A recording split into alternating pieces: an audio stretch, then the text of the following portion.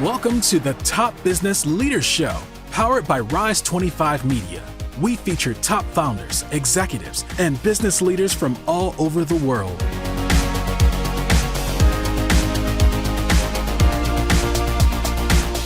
All right, welcome everyone. John Corkin here. I am the host of this show. And for those of you who are new to listening to the program, you haven't checked it out before, check out our archives. We've got some great interviews with smart CEOs, founders, entrepreneurs, and business executives from companies ranging from Netflix to Kinko's, YPO, EO, Activation Blizzard, Lending Tree, and many more. So go check those out. And of course, this episode brought to you by Rise 25, where we help B2B businesses to get clients, referrals, and strategic partnerships with Done For You podcasts and content marketing. And if you're listening to this and you're curious about how to start a podcast, go check out our website, rise25.com. Lots of great resources for you there.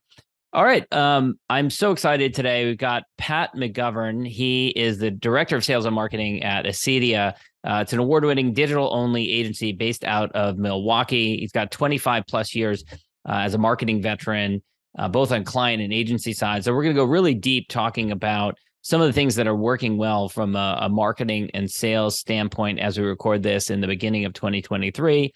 We'll talk about some of the different ways that he's helped clients to navigate the last few years during the pandemic and really adopting a digital first strategy. And he's also co-host of the podcast Over a Pint Marketing, which I was joking with him earlier that if I had more courage, I would encourage more of my guests to have a beer with me over a podcast. And I'm just afraid what's going to happen. So there has to be some horror story where you've had some guests on that just had a couple too many, right? Tell me, Pat, there's been some. No? Not yet, okay. But there's always a first time. Okay.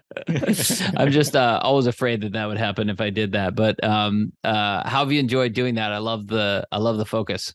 It's been great. It's been a lot of fun. I mean, John, you got to share kind of similar values in terms of this. I mean, the ability to get on and talk to somebody for an hour-ish and get their insights, what's going on, what's happening. I mean, that's just a thrill. That's really cool.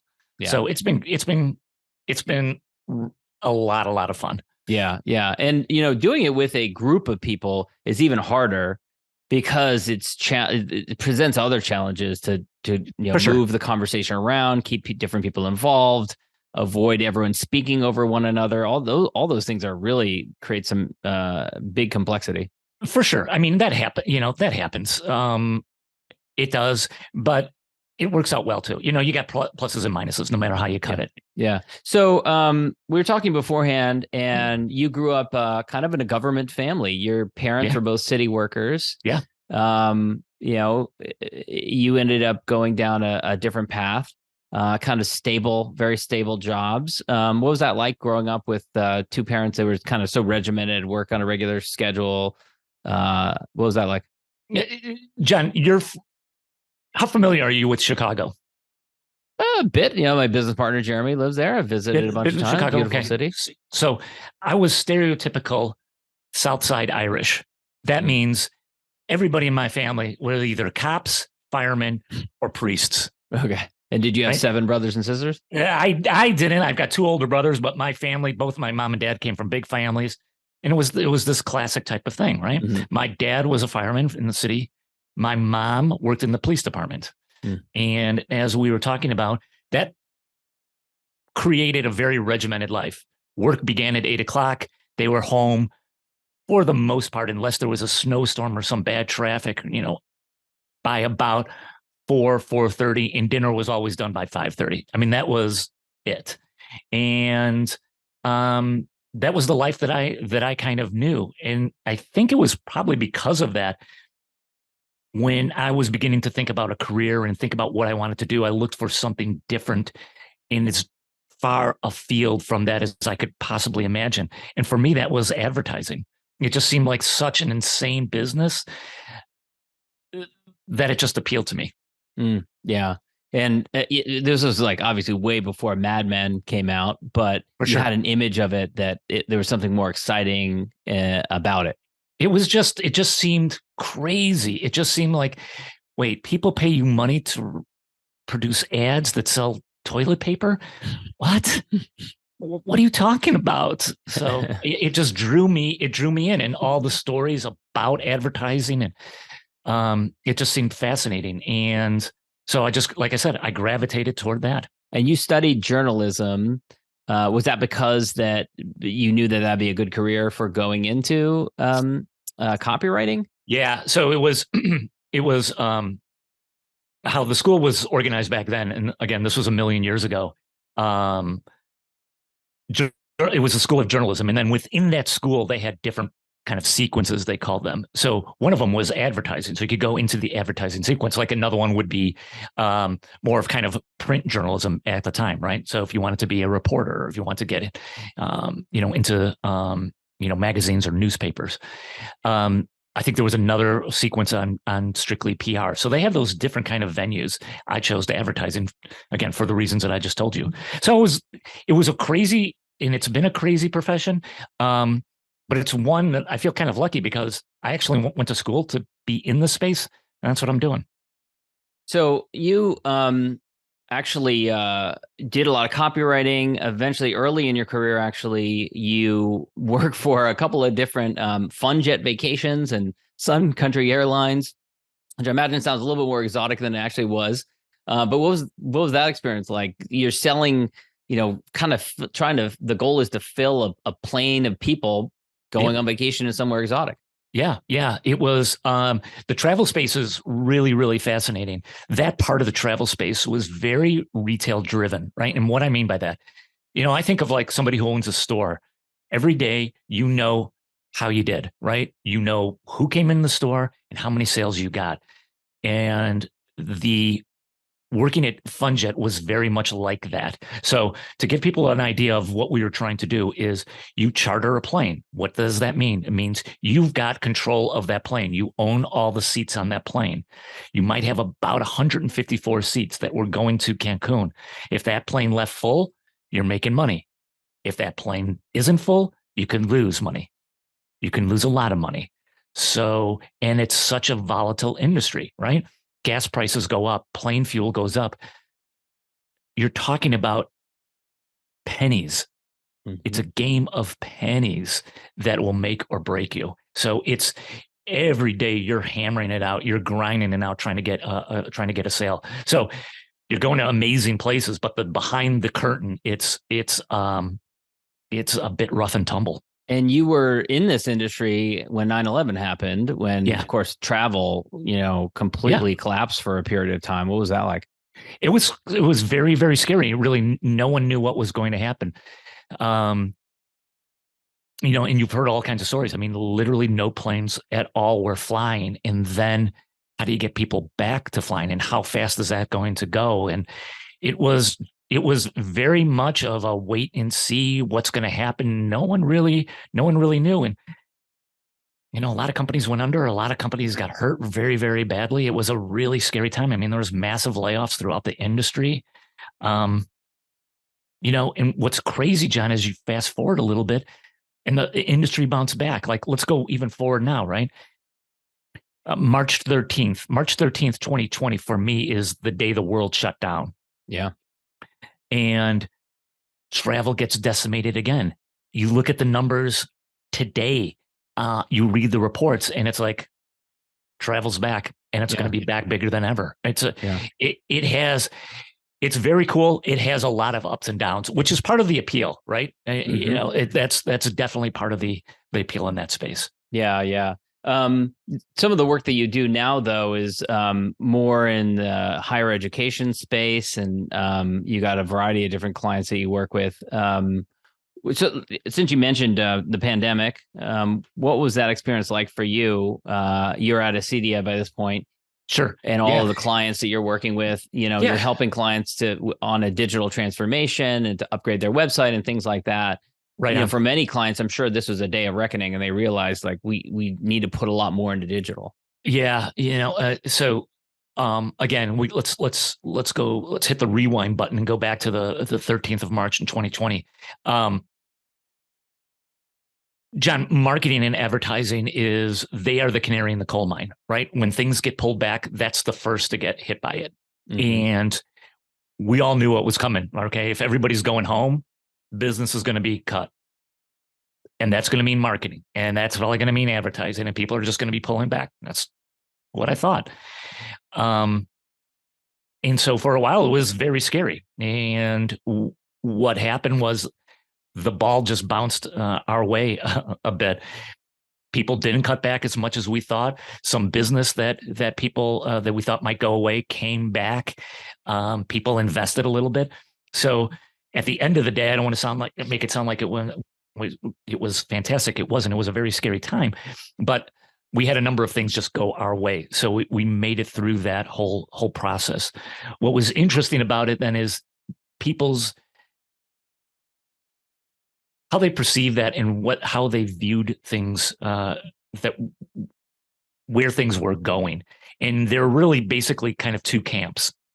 The camps, first one is what you mentioned, John, is, yeah, I've been caught flat-footed in the digital space and I need to amp up my game. That's one camp.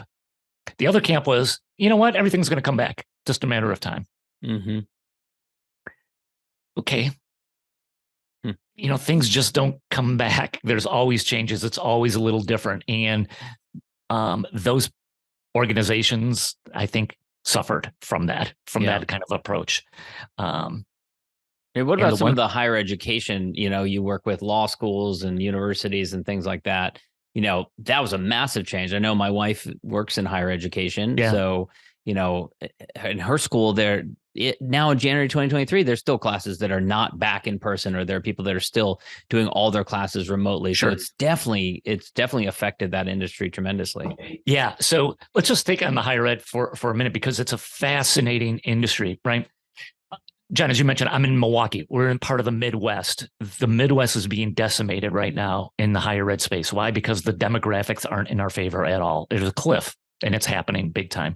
So it's a zero. Younger people are moving away to the coasts, or what is it? No, it's just there's less population of younger people going to college, right? All right. So you've got that factor in there. Okay. Then you've got a factor of there are just less males interested in going to school. There's a big push in do I really need a college education, especially if it's going to cost me $200,000 a year? Right. So you've got that factor playing in, which means schools are very, very competitive for bodies. So where they have, and I give it to higher education as opposed to maybe another space like manufacturing. Higher education has realized for a number of years that their website is critical for bringing in new students and prospects. Where they, I believe, suffer is in how they market to these students, especially in a digital way. And now it's going to continue to be a rough period of time for, again, a number of schools within the Midwest, Northeast, especially out there in California. John, aren't going to suffer as much from it just because of the population demographics, the way they are. But a lot of schools are really going to be suffering. And the pandemic didn't help them at all. I mean, they sunk a ton of money into things just like vaccinations, testing, plexiglass, right? Mm-hmm. I mean, just putting all those things up, trying to keep their staff safe. Some of these schools just didn't have the war chest as some of these bigger institutions do. So, and I imagine it also just mentally, there's got to be a lot of institutional, what's the word, inertia, where people don't want to feel like, well, we're higher education. We can't be running Facebook ads. We can't be running Google ads. Do you experience that, or are we past that point now? Yeah. I would say in a large part, it has turned a corner. But not as fast. Let's put it like this, John, when I just throw out a couple industries to you, if I were just to say, hey, tech or automotive or higher education, you wouldn't put higher education in the category of fast moving. No, they're just not, right? Yeah. I mean, they're not built for, you're right. They're not built for speed, right? Yeah. Deliberately so. They're not built for speed. Yeah. Correct. Right. I mean, there's pluses and minuses with that. Unfortunately, they're suffering some of the minuses from it in a big way. Mm-hmm. Yeah. So what about some of the other companies that you did see really move quickly and upgrade their website and adopt other digital strategies during the pandemic? Yeah, what my experience has been is they are much better positioned than the players who did not. In that combines two things, right? They've realized that we're going to need to invest in the website and really think about it as an important marketing tool. And then we're going to really have to invest in some of the tactics in order to drive people to our website. And additionally, we're going to need to ratchet up content. So the net of this is, those players are having good years. And in fact, in the manufacturing, some of these players are really having strong years, despite some of the huge setbacks that the whole economy encountered. And by that I mean supply chain, lack of trying to get people to work at these places, right? Which is a major hurdle as well. Mm-hmm. Yeah. What about the local travel companies you work with? You work with a number of travel bureaus and things like that. For them, it must have been a rough go, especially 2020. Yeah. Travel got decimated. Travel is a space that that got hurt. There's no question about that. But that all depends too on the types of certain areas got hurt more than others. By that I mean here in Wisconsin, in other places, the drive business actually picked up a great deal during COVID, just because people want to get out. At some points, they were literally closing national parks down because of amounts of traffic coming in. Right? We had that in Wisconsin as well, and different places. Again, drive markets really experienced an uptick. Other places that were, let's say, over in Europe, they suffered dramatically. But here's the thing now, again, these are all bouncing back. And I think the slowest one is probably cruises because of, the perceived. Yeah. Well, I mean, the early days of the pandemic, right? I mean, there was this ship that was off the coast of here, San Francisco. It's still out there, isn't it? I think so. I mean, it was horrible. Yeah. But that'll come around as well, as people kind of as we move more and more away from, people's worries about that'll come back. Yeah. You drop the price low enough and people will go. What are you looking at right now in terms of, digitization and digital strategies that are working well? We've got the proliferation of different, social media channels, TikTok, Instagram, YouTube, Facebook, a lot of these big tech companies. And so a lot of companies are putting energy and effort into that. And then there's also, looks like there can be backlash against those things. There's talk of regulating those industries more. Sure. So how much energy do you have the clients put into their website versus all these different social channels? Yeah. And it's all. The short answer, John, is this: put all your chips into all of it. Do as much as you can. Okay. That said, you have to look at this realistically. Like, people don't have budgets that most of the clients that we're dealing with don't have budgets that are going to go for all of that. So you have to start thinking about it in phases. All right. Is your house in order? What do I mean by your house? Do you have your website? I mean, is that in good shape? When's the last time you fixed it? Who's working on it? Like, could you find information clearly? Do you have enough information on there? Right. Let's just go through a couple of those things. If you check yes to all of those, awesome. That's great. Now let's start talking about, are we driving enough people and enough traffic to your site? All right. And what's the best way of going about that? Now, again, I would look at those social channels and say, all of those are important. What's important for your specific type of business? If you're manufacturing widgets, heavy duty manufacturing, you know what? TikTok may not be the right place to start with, right? Mm-hmm. Maybe let's start talking about a little bit more LinkedIn and how do we post content there? Right. Let's start talking about those types of things. Let's start talking about your email campaigns and what are you doing to just connect with those people who you already have, quote, a relationship with, unquote. Right. Let's start there. But everything's on the table. It's just a matter of when.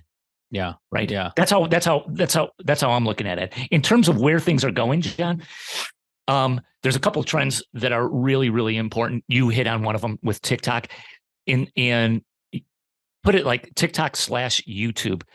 There are short form video is exploding. So no matter what you're reading about, that is a place to definitely invest in, right? And that's going to continue as people have shortened attention spans. That's going to continue to be a very smart place to go.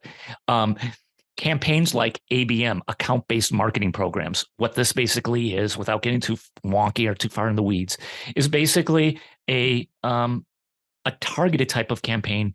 And this is great in the ABM, B2B space, where you're trying to really get in front of key decision makers. That might be a CFO, that might be a head of sales, that might be somebody in HR. So these targeted types of digital campaigns are going to continue to get investment, especially if the economy, goes a little south, right? Everybody's talking about recession, how hard we're going to hit. Is it going to be a soft landing? Is it not going to be? I think those areas, from the people I've talked to, it's those areas that people are able to see the kind of results they're getting, ROI, and be accountable for them. See, again, the results. That's what's going to get the investment. Pat, any final thoughts before we wrap things up on what you're seeing in the marketplace with some of the companies you're working with and what's working in digital?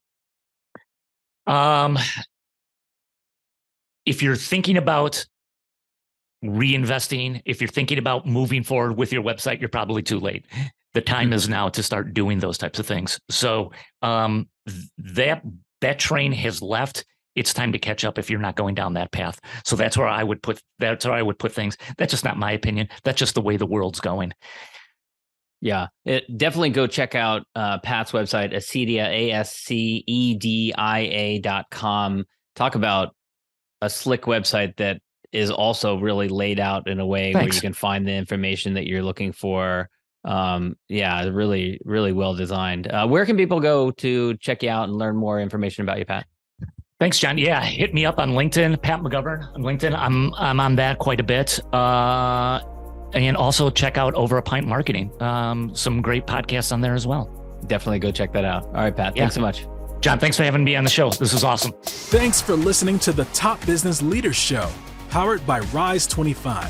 Visit rise25.com to check out more episodes of the show and to learn more about how you can start your own podcast.